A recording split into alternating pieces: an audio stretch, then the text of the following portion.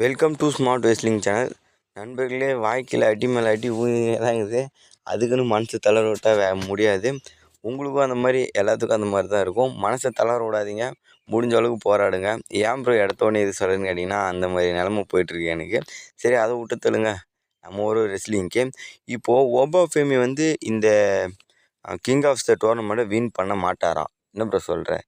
அவர் தான் சிங்கிள்ஸில் அடிக்க ஆளே இல்லை, பிராக்கை தவிர அப்படி இப்படின்னு சொன்னீங்களே அப்படின்னு கேட்டிங்கன்னா, ஆமாம், பிராக்கை தவிர ஆளே இல்லை. பிராக் வந்தார்னா என்ன பண்ணுவார்? ஒன்றும் பண்ண முடியாது. இது ப்ரோ எப்படி ப்ரோ லாஜிக்னு கேட்டிங்கன்னா, இப்போது கீழே பிரான் பிரேக்கர் இருக்கார். பிரான் பிரேக்கர் அவர் குவாலிஃபைடார். 2 பேர் செமிஃபைனலாக ஒபாவும் பிரான் பிரேக்கர் மோதுவாங்க. பால் எமன் பிராக்கை வர வச்சு பிரான் பிரேக்கர் ஜெயிக்கணும்டா, அவனை அடித்து தூக்கி போடுறான்ற மாதிரி சொன்னால் ஒபா ஃபேமியை அடித்து தூக்கி போட்டுருவார். ஒபா ஃபேமியை அடித்து தூக்கி போட்டால் என்ன ஆகும்? அதை சாதகமாக பயன்படுத்தி ஒபா ஃபேமியே பிரான் பிரேக்கர் பீட் பண்ண மாதிரி காமிப்பாங்க. ஆமாம் நண்பர்களே, ஒபா ஃபேமியை க்ளீனாக பிரான் பிரேக்கர் பீட் பண்ணாமல் பிராக் லெஸ்னர் மூலயமா அவர் ஹெல்ப் மூலயமா இங்கே பார்த்தீங்கன்னா பீட் பண்ணலாம். அதுக்கப்புறம் பிராக்குக்கும் ஒபாவுக்கும் இன்னொரு மேட்ச் அது வைப்பாங்க. கடைசியாக பார்ட் 3 நடக்கும். இப்போ பார்ட் 2 நடந்திருக்கு. ஆளு ஒன்று, அதில் பார்த்தீங்கன்னா இன்னொரு மேட்ச் நடக்கும். அப்படி பண்ணுறதுக்கு அதிகபட்சமான வாய்ப்பு இருக்குது. ஏன்னா ஃபைனல்ஸ் வரைக்கும் ஒபா ஃபேமியை கொண்டு போக விட மாட்டாங்கன்னு நான் நினைக்கிறேன்.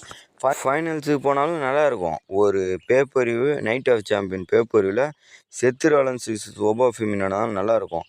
அங்கே அப்படியே இவர் பிரான் பிரேக்கரை கடந்து போயிட்டாலும் அங்கே வந்துடுவார். ஒபா ஃபேமியை தாக்கிறதுக்கு தலைவன் பிராக் லெஸ்னர் தாக்கி செத் ராலன்ஸ் வின் பண்ணுற மாதிரி இருக்கும்னு நினைக்கிறேன். நண்பர்களே, அதுக்கு அடுத்து பார்த்தீங்கன்னா இல்ச்சியா ட்ராகோவா. இவர் பார்த்தீங்கன்னா கிட்டத்தட்ட 100 டேஸுக்கு மேலே ஆகிடுச்சு ரிட்டர்ன் பண்ணி கடைசியாக அந்த இன்டர்கான்டினல் யூனிவர்சல் சாம்பியன்ஷிப்பு லாஸ் பண்ணார். அதுக்கப்புறம் இவர் இன்னும் டபிள்யூடபிள்யூக்கே வரலை. ஏன்னு கேட்டிங்கன்னா, சில இன்ஜுரி காரணமாக வராமல் இருக்கார். இன்ஜுரி காரணமாக டைட்டில் இது பண்ணான்னு இல்லை, டைட்டிலை தோற்றார். அதுக்கப்புறம் இன்ஜுரி இருந்தது. சரி, ஃபியூடும் இப்போ இல்லை. எதுவும் ஃபியூடு இல்லாததால் இன்ஜுரி ரெக்கவர் பண்ணும், நமக்கான நேரம் நமக்கான பெரிய ஃபியூடு வரும்போது நம்ம போயிட்டு பார்த்துக்கலான்ற மாதிரி இருக்கார். இல்ஜியா ட்ராகோவா கார்மலைஸ்லாம் நல்ல ஃபைட்ரு. என்ன ஒன்று, ஒபா ஃபேமி மாதிரி பெரிய பெரிய ஆப்பர்ச்சுனிட்டி கிடைக்காது. ஏன்னு கேட்டிங்கன்னா, பாடி லெவலில் இது அந்த சாங்கு அந்த லெவலில் டாப்பில் இருக்கார் ஒபா ஃபேமி. அவர் பாடி ஸ்ட்ரெச்சரை வச்சு தான் அவர் அந்தளவுக்கு போனார். பட் இல்ச்சியா ட்ராகோவா அதை விட கார்மலைஸ் இல்ச்சியா ட்ராகோ சண்டை போட்டாலும் ஃபேன்ஸ் எது ஏற்றுக்கிறாங்களோ அதை தான் இது பண்ணுவாங்க. இப்போது இவர் எடுத்துக்கோங்க, அவர் ட்ரிக் வில்லியம். அவர்லாம் வந்தவொடனே யூனிவர்ஸ் சாம்பியன் ஆகிறாரு. ஏன்னா அவர் தீம் சாங்கால் அவர் தூக்கி வாரி கொடுக்குறாங்க. பட் இவங்களாம் அப்படி இல்லை, கஷ்டப்பட்டு சண்டை போட்டு தான் உழைச்சி வந்தாங்க.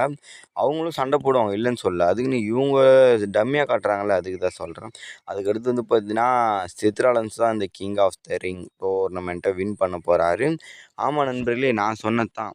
இங்கே ஒபா ஃபேமியை பிரான் பிரேக்கர் அங்கேயே தடுத்துட்டாருன்னா பிராக் அட்டாக் பண்ணி பிரான் பிரேக்கரால் வின் பண்ணி Brock versus Seth Rollins versus Bron Breakker again பார்த்தீங்கன்னா நைட் ஆஃப் சாம்பியனில் நடக்கும்.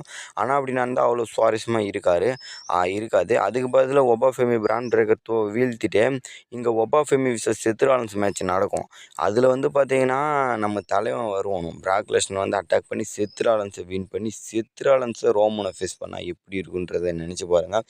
ஏன்னா இந்த டைம் இந்த செத் ராலன்ஸ் ரோமன் ரெயின்ஸ் தான் சம்மர் ஸ்லாமில் நடக்க போகுது.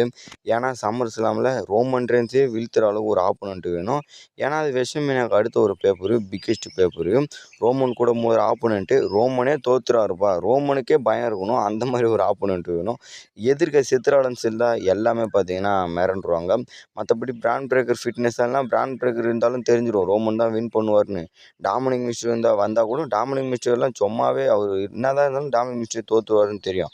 அதே மாதிரி ஜே உசோ வந்தால் கோடி பக்கம் போயிடுவார். எல்ஏ நைட் வந்தாலும் ரோமன் பக்கம், எல்ஏ நைட் வந்தாலும் எல்ஏ நைட் வின் பண்ணுவாரான்ற கஷ்டம் வரும். பட் ஒபா ஃபேமி வந்தாலும் அதுக்குள்ளே என்னப்பா வந்தவொடனே தூக்கி குடிக்கிறீங்கன்ற மாதிரி ரோமன் ரெயின்ஸோட ஃபேன்ஸ்லாம் ஏட்டபிள் பண்ணுவீங்க. செத் ராலன்ஸ் வந்தால் ரோமன் ரெயின்ஸ் ஃபேன்ஸுக்கும் பயம் வரும், ரோமனுக்கும் பயம் வரும். ஐயையோ! இவரா ஒரு வேளை வின் பண்ணிடுவாரோன்ற நிலைமைக்கு தான் கொண்டு போவார். ஏன்னா சித்ராலன்ஸுக்கு ஒரு வெற்றி தேவை இந்த king of the tournament. Already 2 குந்தர்கிட்ட ஒரு தோல்வி, பிராண்ட் பிரேக்கிட்ட ஒரு தோல்வி. இப்போ அகைன் பிராண்ட் பிரேக்கர் தோல்வி திரும்பி ஒரு வின் பண்ணிட்டாரு. இப்போ இந்த டோர்னமெண்ட்டு வின் பண்ணாருன்னா, அவருக்கு புஷ் கிடைச்ச மாரி இருக்கும். அவர டம்மி காட்டாம அப்படியே டாப்ல இருப்பார். உங்களுக்குன்னு யார் கூட ரோமன் மோதணுன்றத கமெண்ட் பண்ணுங்கள். சப்ஸ்கிரைப் பண்ணிட்டு பாருங்கள். Next bye bye keys.